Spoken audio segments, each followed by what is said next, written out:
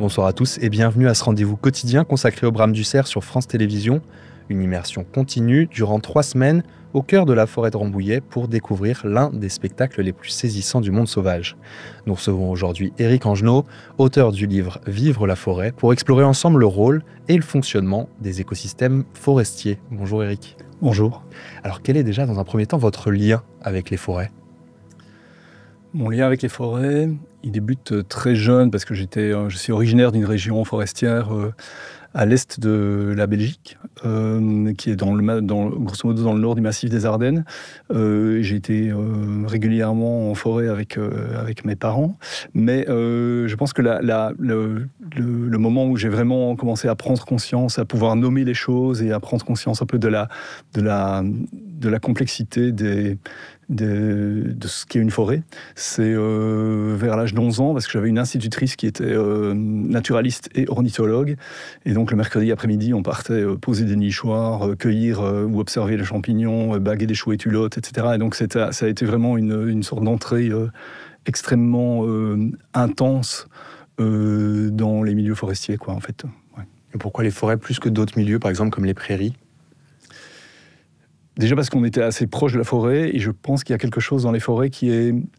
là-bas, ce sont des forêts mixtes qui ont peut-être une part de mystère, quelque chose qui se dévoile pas tout de suite, et qui fait que quand on entre dans ces forêts, on ne sait jamais trop quoi y trouver. Il y a quelque chose aussi qui est très très englobant, et elles sont à la fois mystérieuses, mais à la fois elles constituent presque comme un abri. Enfin, il y a quelque chose, moi j'ai toujours l'impression en forêt d'être d'une certaine manière d'être abrité. Enfin, il y a quelque chose de cet ordre-là, enfin d'un sentiment d'abri.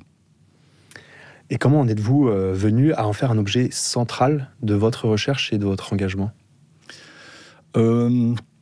Je suis artiste, et donc je bosse dans le secteur culturel. Quel type d'art ? Alors je fais beaucoup de choses différentes. J'ai fait beaucoup de sculpture, de peinture, de la photo, du texte. Et ces dernières années, j'ai arrêté toute une série de pratiques qui étaient des pratiques d'atelier, parce que la situation, générale, écologique, était vraiment grave. Je travaillais sur ces sujets-là, et j'avais l'impression que ce n'était pas possible de rester seul avec ces thématiques et de ne garder ça que comme thématique, mais qu'il fallait trouver des terrains qui soient plus des terrains d'action.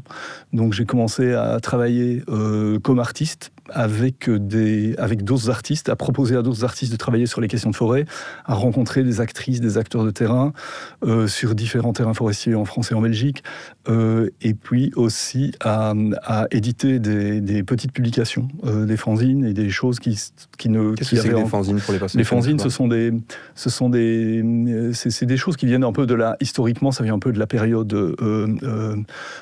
punk, et ce sont des petites publications qui sont réalisées maison avec une imprimante ou une photocopieuse, et qu'on peut tirer à quelques exemplaires, mais aussi à de nombreux exemplaires, mais qui sont l'idée, c'est vraiment du do it yourself, quoi. C'est-à-dire comment est-ce qu'on peut soi-même éditer des publications et faire circuler des contenus.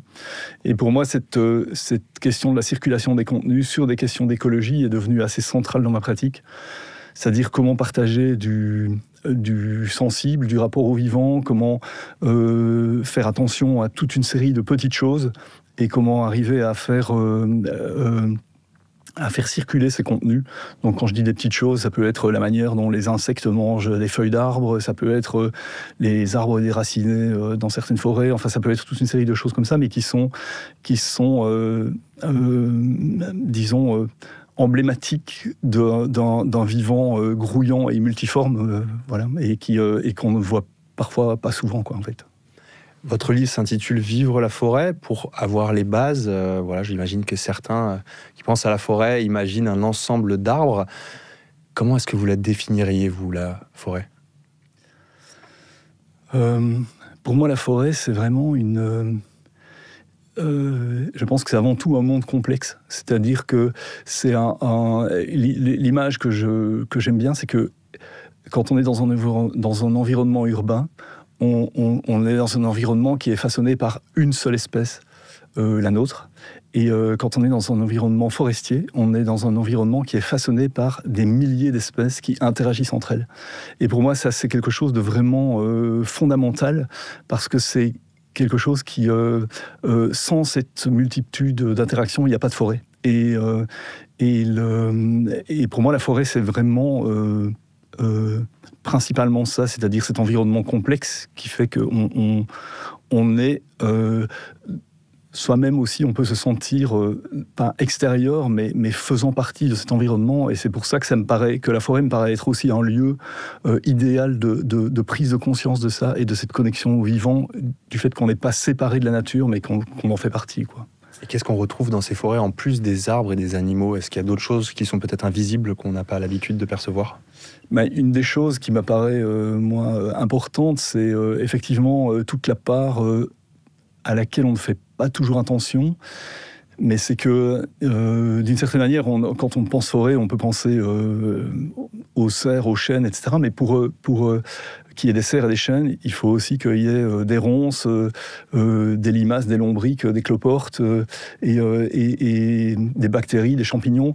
Et pour moi, cette complexité-là, elle est vraiment importante. C'est aussi l'idée que c'est tout un monde peu visible ou invisible, et sur lequel on ne porte pas nécessairement l'attention, mais sans lequel les choses ne se passeraient pas, quoi.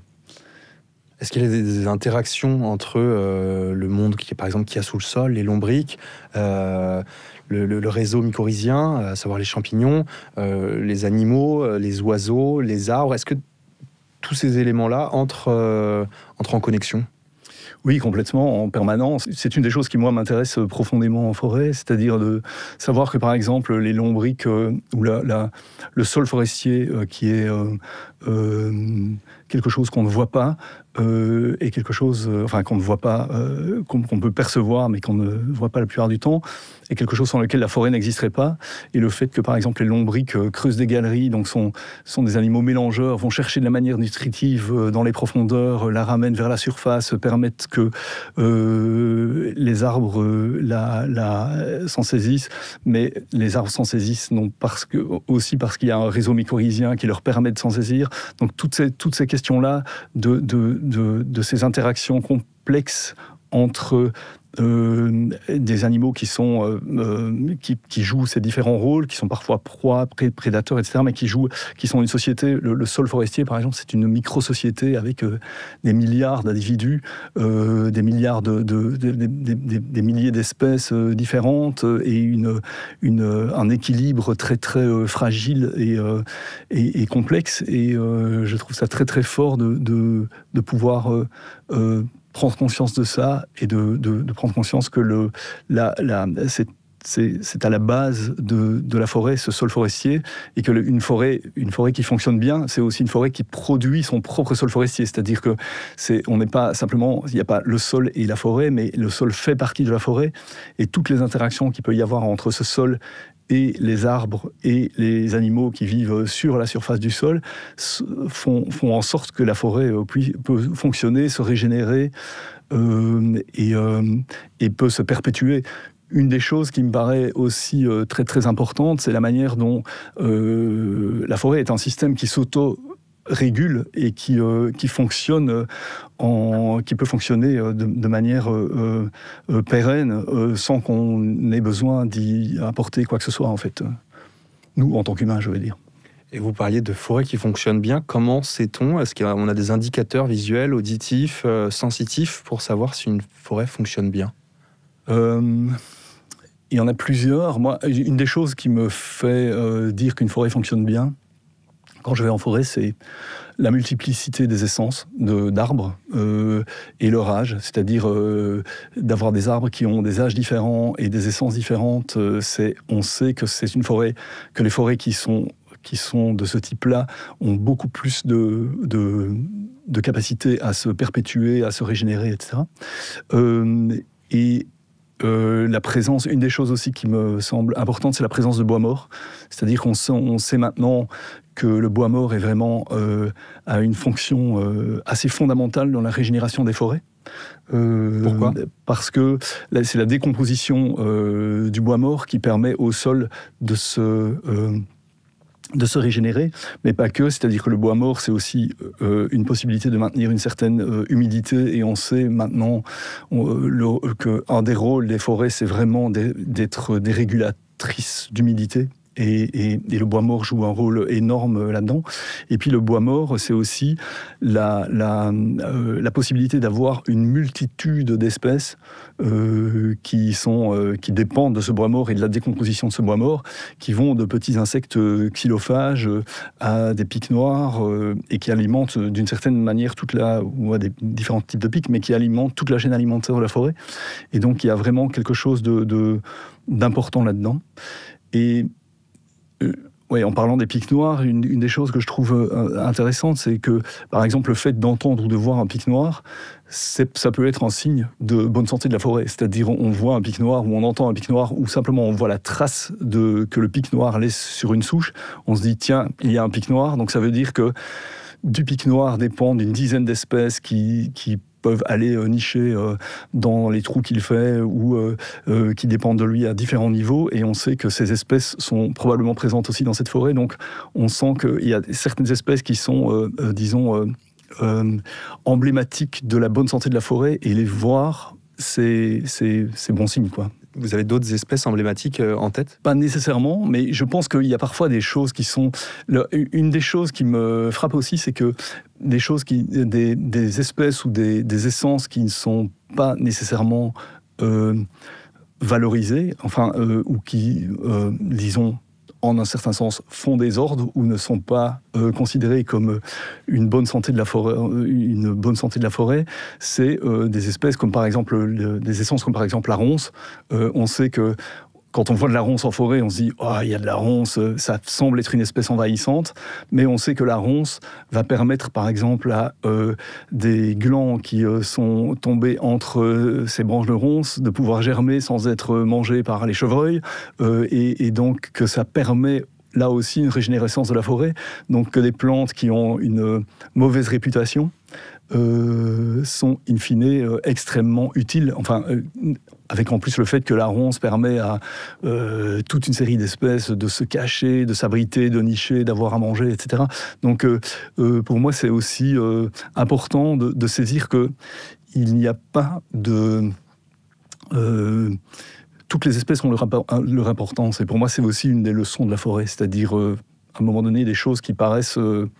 qui ne requièrent pas nécessairement immédiatement notre intérêt, ont une raison d'être là, et essayer de comprendre ces raisons, pour moi, c'est vraiment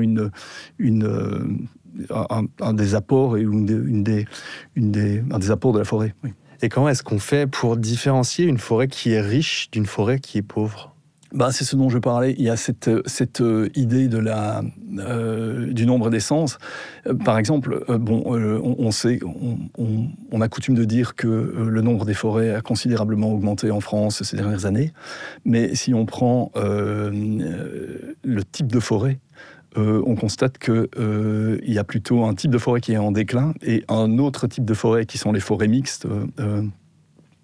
Et un autre type de forêt qui est en forte croissance, ce sont les forêts en monoculture, surtout de résineux, puisqu'elles répondent à des impératifs économiques et à la demande de bois.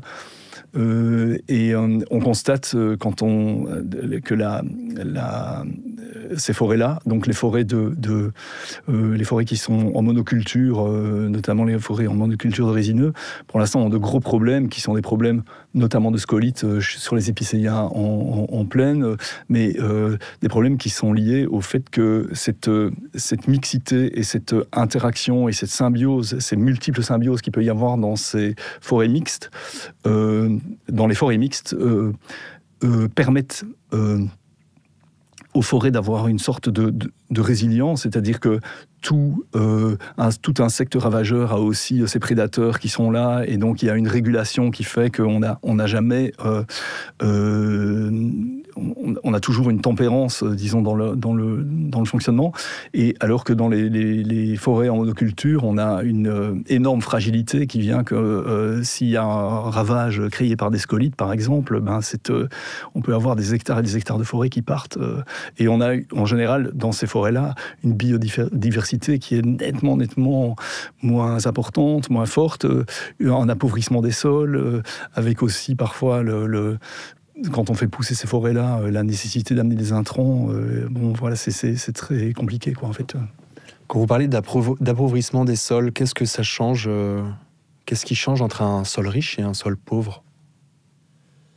Est-ce que c'est uniquement la présence de certains insectes ou est-ce que c'est lié aux champignons aussi, au réseau racinaire ? Le réseau racinaire, enfin, les mycorhizes jouent un rôle énorme on sait maintenant que les mycorhizes jouent un rôle énorme dans le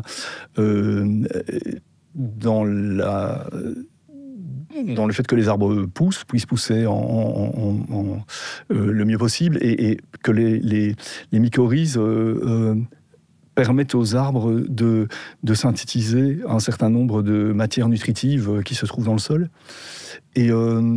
Et par ailleurs, les mycorhizes qui sont donc des champignons, on sait aussi que tous ces champignons ne survivent pas ou ne vivent pas sans les arbres. Et donc, tout ça, en plus de ce dont je parlais tout à l'heure, qui est cette complexité des sols forestiers, et fait que si vous faites des coupes rases et que vous enlevez tous les arbres d'une parcelle, la mise en lumière du sol, le tassement par les engins de coupe et le fait que les racines meurent fait que vous pouvez avoir les champignons disparaissent aussi, et que quand vous replantez après, si les réseaux mycorhiziens sont morts, ça veut dire que vos arbres vont pousser nettement moins facilement que si vous laissez faire une régénération naturelle. Et je pense que ça, c'est vraiment une des choses. J'ai l'impression qu'il y a un réseau qui s'appelle ProSilva, qui est actif dans différents pays et qui travaille vraiment sur cette question de la régénération naturelle. Et ce sont des modes de gestion forestière maintenant qui sont importants, à mon avis, parce que c'est des modes de gestion forestière qui permettent de travailler avec la nature et non contre elle. Et c'est de travailler avec ce qu'elle peut apporter et ce qu'elle peut générer. Et qu'est-ce que vous avez appris dans votre cas avec l'observation justement de ces milieux forestiers ? Je pense que ce que j'ai appris, c'est vraiment une humilité. C'est-à-dire que j'ai l'impression que quand on entre en forêt, on est fragile. Enfin, je trouve qu'il y a quelque chose d'une fragilité qu'on peut sentir, parce que la mésange noire, par exemple, qui passe là, elle est beaucoup plus solide que nous. Enfin, elle est beaucoup plus adaptée au milieu. C'est un oiseau qui pèse quelques grammes, mais il est beaucoup plus adapté au milieu forestier que nous. Et il y a à la fois cette fragilité et à la fois cette complexité de cette idée d'arriver dans un milieu où on est une toute petite partie, mais où toute une série de choses se font en collaborant les unes avec les autres, cette richesse d'interaction du vivant. Pour moi, c'est vraiment une leçon énorme. Mais c'est aussi, donc ça, c'est une des choses que j'ai appris, et une des choses que j'ai appris aussi, c'est d'une certaine manière ce respect vis-à-vis du vivant que propose la forêt, ou que génère la forêt. Je trouve que c'est presque aussi un respect vis-à-vis de soi-même. C'est-à-dire que pour moi, il y a vraiment quelque chose qui est lié entre le fait d'être attentif à des petites choses qui se passent en forêt, et d'interaction entre les choses et entre les êtres vivants, et d'être attentif aussi à ce qui se passe en soi-même, et entre soi et ce vivant. Et pour moi, notamment, une des choses qui m'interpelle en forêt, c'est la question des cycles.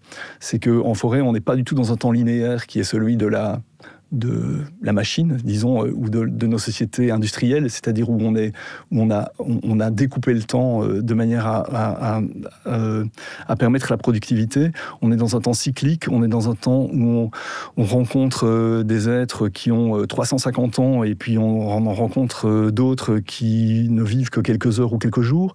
Et pour moi, cette différence de temporalité, ces cycles de vie qu'on voit quand on retourne au même endroit régulièrement avec le cycle des saisons, tout ça, c'est aussi une possibilité de faire plus attention à ses propres cycles à soi qui sont souvent mis à mal par les conditions de travail dans lesquelles on bosse dans nos sociétés et on voit qu'il y a plein de gens qui craquent, mais on voit que qu'il y a cette espèce d'injonction à être très productif et je pense que la forêt permet de reconnecter à ça et de se dire ok, j'ai droit aussi à mes propres cycles vitaux et à ne pas et à m'échapper un peu de ce modèle extrêmement productiviste, quoi. Et qu'est-ce qu'elle nous apporte alors, cette forêt, à nous humains? Moi, j'ai l'impression qu'elle apporte la possibilité d'une déconnexion vis-à-vis de problématiques qui sont strictement humaines pour nous remettre dans quelque chose qui est un rapport au monde plus vaste et que toute une série de nos problèmes, des problèmes qu'on peut avoir,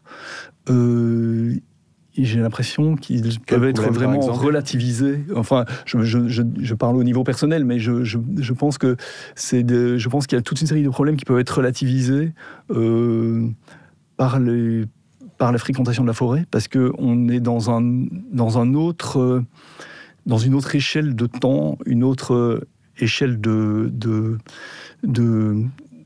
lieu, et que c'est quelque chose qui à la fois nous permet de nous recentrer d'une certaine manière, et puis peut-être aussi de retrouver notre puissance d'agir. Enfin, j'ai l'impression qu'il y a aussi quelque chose qui permet de se dire fondamentalement qui je suis, où je suis, qu'est-ce que je veux faire. Enfin, et je pense que c'est aussi quelque chose que peut permettre la forêt et qui me semble est vraiment très très puissant, quoi. Et est-ce qu'elle a un autre rôle aussi pour justement le réchauffement climatique? Qu'est-ce qu'elle peut nous apporter? Est-ce qu'elle nous apporte de l'air plus pur? Est-ce qu'elle nous apporte de l'humidité? Oui, bien sûr. En fait, c'est une des choses que j'ai développées dans le livre. C'est une des choses que je trouve vraiment une chose dont on parle finalement assez peu. Enfin, on parle de la forêt en termes de puits de carbone, mais le rôle des forêts dans nos vies est vraiment extrêmement important, parfois sans qu'on s'en rende compte. C'est-à-dire que les forêts filtrent l'eau de pluie et permettent de remplir les nappes phréatiques de manière très très efficace parce qu'elles freinent l'arrivée de la pluie et elles permettent des infiltrations très très lentes de l'eau au niveau souterrain. Donc ça, c'est un des rôles. Elles permettent un ennuagement beaucoup plus fort. On a constaté, par exemple, après la tempête de 99, que dans le sud-ouest, l'ennuagement était moindre parce qu'elles permettent d'amener le régime des pluies beaucoup plus à l'intérieur des continents. Elles luttent assez efficacement contre le réchauffement climatique. On sait que quand on est en forêt, la température des forêts est en général de quelques degrés de moins, et je pense que c'est pour ça, entre autres, qu'on commence à replanter assez massivement dans les villes, parce qu'on se rend compte que ça a un rôle extrêmement important. Elle stocke du carbone. Donc il y a toute une série de choses qui sont des choses extrêmement importantes pour nous, qui sont amenées par les forêts et qui font que c'est extrêmement important aussi de défendre les forêts, parce que c'est vital, d'une certaine manière, c'est vital pour notre humanité. Oui, et elles ont un rôle également pour notre santé psychique, ou pas du tout?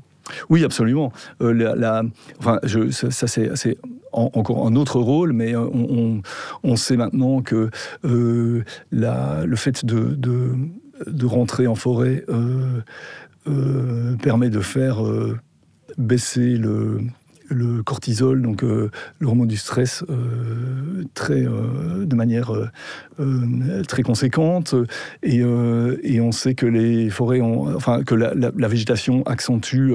Il y a certaines études montrent que la végétation accentue aussi la guérison de toute une série de maladies. Enfin, qu'il y a toute une série de facteurs qui font que les chants d'oiseaux aussi dernièrement, on s'est rendu compte que les chants d'oiseaux aussi avaient un effet très très bénéfique sur l'état mental des gens. Donc en fait, la santé mentale. Donc en fait, je pense qu'il y a vraiment un rôle qui est presque, je dirais, c'est pas. On a tendance parfois à présenter ça comme comme quelque chose de personnel, mais je pense qu'on est vraiment presque dans un problème de santé publique. Enfin, c'est-à-dire que je pense que c'est tellement la possibilité qu'amènent les forêts est tellement vaste en termes d'amélioration de la santé que ce n'est pas du tout, pour moi, c'est pas du tout à prendre du côté du développement personnel réservé à quelques-uns, mais à vraiment traiter en termes de santé publique de manière beaucoup plus vaste, en fait. Il existe beaucoup d'ouvrages sur les forêts. Vous avez écrit celui-ci, Vivre la forêt. Oui. Qu'est-ce qu'il a de si singulier? Et pourquoi avoir choisi de l'écrire ainsi? Ce qu'il a de singulier, c'est que c'est un petit livre de 144 pages qui est entièrement dessiné et typographié à la main. Et qui vient à la base, qui est dû vraiment à une longue pratique de la forêt, donc des heures passées en forêt à observer et à regarder les choses.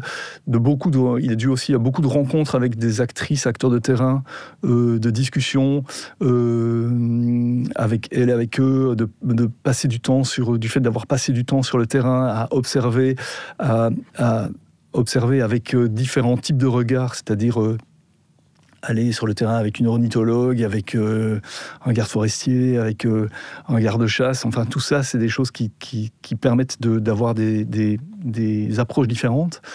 Et donc, à la fois, pour moi, l'important aussi, c'était de développer un côté vraiment sensible, c'est-à-dire comment, en fait, la forêt peut nous aider à transformer notre rapport au vivant. Il me semble qu'il y a un enjeu culturel vraiment extrêmement important à transformer notre rapport au vivant. Et c'est quelque chose qui est important dans c'est un changement de conception du monde, de notre rapport au monde. Et pour moi, la forêt permet ça, c'est-à-dire qu'elle permet de connecter avec une série de choses avec lesquelles on ne connecte pas dans nos vies urbaines, et de pouvoir vraiment arriver à sentir de manière fine cet équilibre vivant. Donc ça, c'est un des enjeux du livre, c'était vraiment de parler de ça, et puis de montrer aussi le rôle invisible des forêts sur nos vies, et de montrer aussi comment les défendre, c'est-à-dire comment, à un moment donné, il est possible d'accentuer ou de faire attention à tel ou tel type de choses, et d'aller vraiment d'aller un peu plus profondément dans la défense des forêts. Et comment vous le décrirez, ce livre? Est-ce que c'est un outil pédagogique? Est-ce que c'est un récit personnel vers une reconnexion à la nature et en particulier la forêt? Ce livre, c'est à la fois une sorte de petit mode d'emploi assez léger dont j'espère qu'il donne vraiment envie d'aller en forêt et de s'immerger dans la forêt et de vivre son expérience de la forêt. Il propose une série d'expériences de la forêt d'ailleurs, de faire attention, notamment par le biais des sens, de travailler son écoute, de travailler son regard, toute une série de choses qui sont très très concrètes. Et puis à la fois, il aborde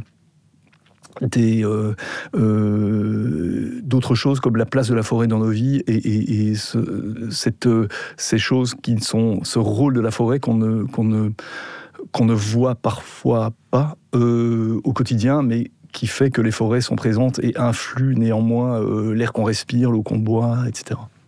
On parlait il y a un instant des bienfaits des forêts sur nous, mais comment est-ce que nous, on peut prendre soin justement de ces forêts? Donc pour protéger les forêts, je pense que une des possibilités, c'est vraiment de soutenir les associations qui sont engagées dans les luttes forestières et dans le fait de promouvoir une gestion de la forêt qui tienne vraiment compte à la fois de la biodiversité, mais aussi des besoins humains. C'est-à-dire, il y a vraiment pas d'opposition entre l'un et l'autre. Il y a tout à fait moyen de travailler sur les forêts, avec la forêt, mais en préservant cette biodiversité riche. Et il y a beaucoup d'associations qui travaillent à ça.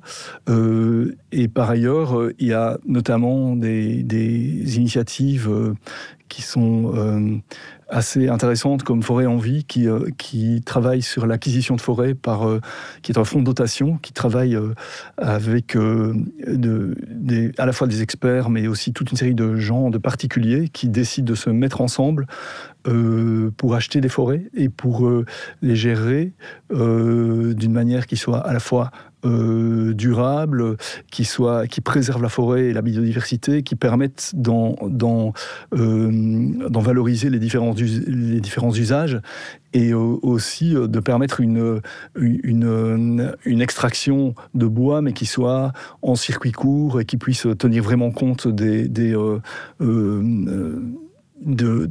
réseaux qui soient des réseaux locaux et qui permettent une approche de la forêt et de la gestion forestière qui soit vraiment celle d'une approche qui tienne compte d'un commun élargi à l'ensemble des espèces, disons.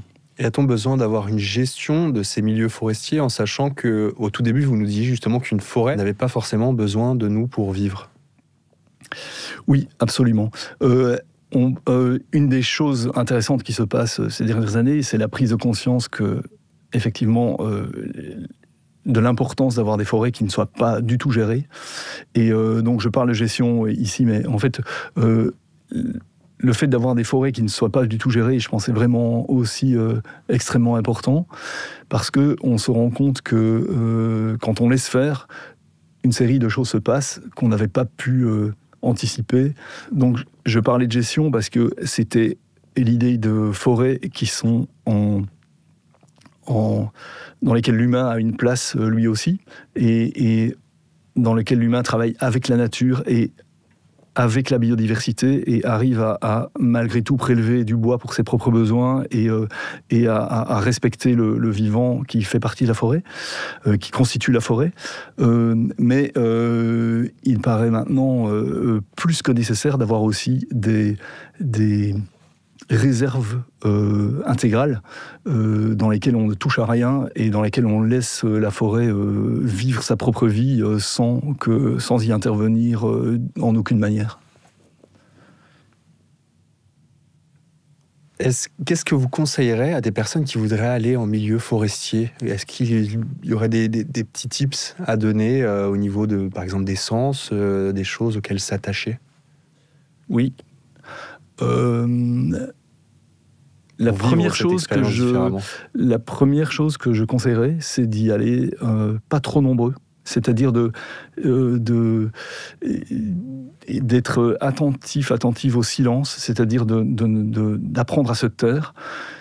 Une chose que je trouve intéressante, c'est que se taire en groupe, c'est quelque chose de très très fort. Partager le silence avec d'autres personnes, ça peut être vraiment très très fort.